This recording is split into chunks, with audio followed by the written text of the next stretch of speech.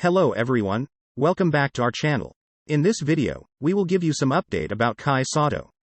According to Homer Sason, with 3 days to go before the NBA Summer League starts, it is almost certain that Kai Sotto won't be in the showcase, an NBA agent and a EuroLeague agent told me. It's highly unlikely for another player to be added in a lineup this late in the game.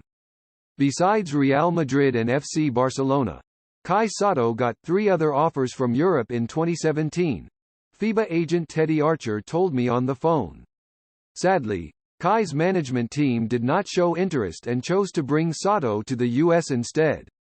According to Homer Sason, with the NBA Summer League in Las Vegas about to kick off, it is almost certain that Kai Sotto won't be in the showcase.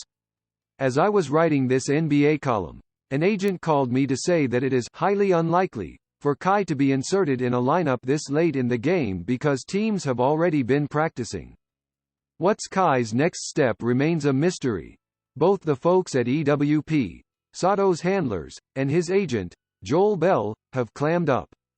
The agent also added that playing for 3 teams in 3 years didn't help Kai grow as a basketball player and achieve the lifetime goal of being drafted in the NBA this year. Now let us listen to Homer Sason's statement, because he know all these. So what's the next path for Kai Sotto na hindi siya na-draft last Friday? I think the best path for Kai Sotto is overseas, and here's why.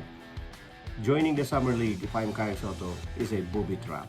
Because it is a low risk, it is a high risk, low reward. And the reason why I say that is because Kai Sotto, according to his camp, had just come off an ankle injury. Meaning to say he's not necessarily 100%. And you have to be 100% healthy to be able to participate in that showcase kasi you're going to be playing against guys who are undrafted, other international players who have been invited to join and to fight for a roster spot in the NBA. So Kai Sotto might, be playing against guys with an axe to grind, guys that are, more determined, very determined to make the roster. So yun. And then the game also has evolved in a way where the big men have basically been slowly phased out of the game. And that was precisely one of the reasons why Kai Sotto left the G League Ignite, diba? Because there was supposedly no playing time. And Coach Brian Shaw at that time had explained to him, no, you're not gonna get any playing time because you're gonna use our guards. And look at those guards now. Even Daniels is now in the NBA, you have Kuminga now in the NBA. So if Kai Sotto plays in this 2022 NBA Summer League, he will be playing against wing players who might not necessarily give him touches. He might not even necessarily get the minutes that you need to be able to gather traction on offense and to show your skills on defense. Stuff like those. So, para sa akin, the Summer League is detrimental to Kai Sotto right now. And that is precisely the reason. Siguro, that was the reason why before Kai Sotto said that my agent misspoke, that was probably why si Joel Bell, the current agent of Kai, said na, we'd rather go overseas. We're not going to Summer League. He said it was not a good avenue for Kai. And then also maybe, Joel Bell's the agent. They know first. They're always the first to know if the teams invite your player, your client. So maybe he never got invites. He already knew, and maybe he just, instead of saying we didn't get an invite, you're spinning it and saying, oh, you know what? We're going overseas. We don't need a Summer League. But even if Kai Sotto gets an invite, to me, the Summer League is just not a good path for him. So what's the good path? I say overseas.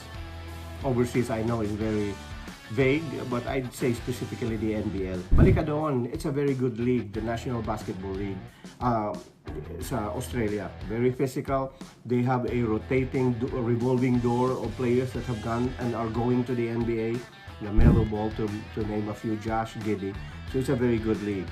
And there is also the familiarity with his teammates. It would be his second season. There's some sort of chemistry developed, and the ability, he already knows the playbook. So, mas magandang pupunta na lang siya sa ano. And then the third option would be I had the opportunity to co-guest Power and Play with Henry Liao, one of people I consider to be guys who really know their NBA. He said Spanish League, and I agree. Sumang-ayon din ako sa comment Snow Badwa, our colleague here at Spin.ph, that if you can only fold back the hands of time. If Kai Soto, if it were true na may talagang offer siya last 2017, at the time I reported that one too. I was not the first to report it, but I had found out that it was supposed to be 5 years, $1 million. So meaning to say, $200,000 a year for 5 years. Kai would have really developed his game at Real Madrid. He would have, gotten the expertise of strength, conditioning, all that very good stuff that you need to develop as a player as you prepare to go to the NBA. But as they say, you cannot fold the hands of time. So ngayon, well, he's still 20. That's the good thing. But next year he's 21, and it's almost like ancient in the NBA. You rarely get gems and top draft picks when you're that advanced. You're not gonna say old. Tingnan mo yung draft ngayon. Look at Jaden Ivey, Paolo Banchero. They're all 19. So obviously, Kai Soto had lost a lot of traction by, his career having been redirected instead of going college or going to Spain from the get-go. But you can no longer unwind that. Kung baga sa you cannot unscramble a scrambled egg. So the window is closing. I'm not gonna sugarcoat here, and I've always been frank about, I like Kai Soto. To me, the problem is not Kai Soto. It was the management. Some bad decisions were made. I think she should have, given all that we've seen, he should have stayed at the Ignite. But like I said, I like the kid, but it's always been misconstrued as when you're telling the truth, when nobody else is telling the God honest truth about, yung workout niya, what's his chances of going to the draft, because most of us have obviously become cheerleaders. And I'm not going to be trying to be righteous and noble here, but I'm just saying that my job is to report. And then when the people in the industry, my sources in the NBA, who are very unimpeachable, tell me na the workouts were not good, he's not going to be drafted, obviously I'm going to report that. I'm still rooting for Kai Soto. I like the kid. I've interviewed him sa Basketball Without Borders. Very pleasant young man. But the window is closing.